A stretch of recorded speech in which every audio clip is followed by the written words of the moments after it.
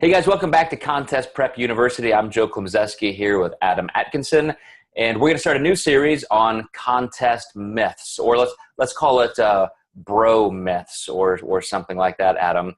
And I know you sent me a list of these already, and I'm excited to go through them. I'm sure I'm going to learn something along the way as far as even what is being perpetrated out there as things that have to be done, which obviously have no bearing on success. But let's start with cutting water, the easy one. We've talked about this a little bit in how to set up your peak week, how to execute your peak week. So clearly this has been around for a long time, and even though we've made some strong inroads, there are still a lot of people, probably more than half, who will think they have to cut water the week of the show. So tell me, in your experience, Adam, first of all, why would you not want to do that? Yeah, first of all, your muscles just aren't going to be hydrated, so you're going to be very flat. And on top of that, you'll also have an aldosterone shift, which is also going to add fuel to the fire, and you're going to get very watery underneath the skin, which makes it really hard to see any separation at that. Now, granted, I see people that win that cut water all the time, and they're typically genetic freaks, and they would do so much better. And these are always the people that are like, yeah, I won, but I looked so much better the day after the show.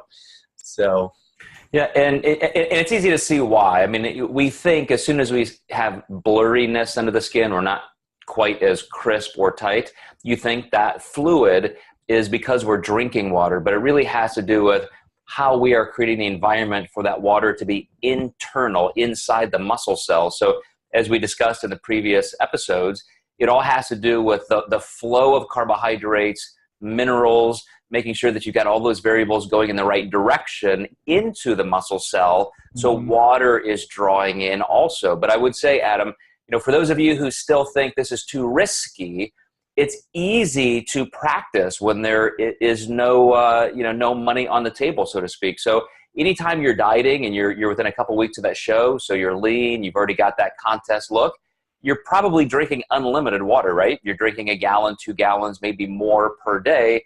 So look in the mirror.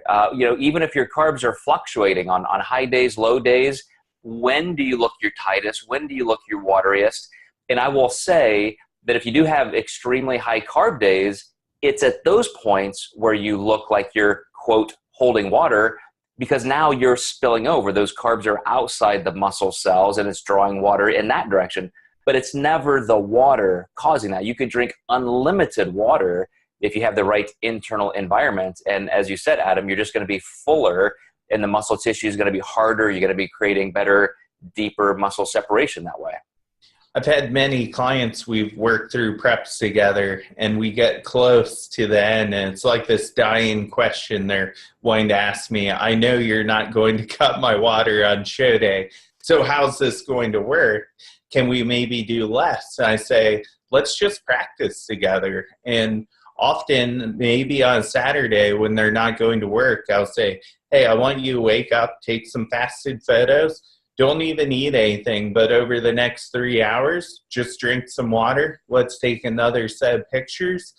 Let's see how you look, and let's see which one you like the best. Mm-hmm.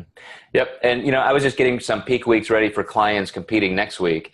And the one thing they noticed was on contest day, after having a metabolic building ramp up into the show, and then a progressive linear load where carbs are also moving up throughout the week, on contest day, I pull carbs back just a little bit, because I know I'm going to be relying on water for that fullness. And I can always tap in just a little bit of extra carbohydrate if we need it, but the water is going to be the main thing that keeps the muscle tissue fuller. It'll work the fastest, and that's always what I try to tell people. If you want to change your body fast, water and sodium are the way to do it.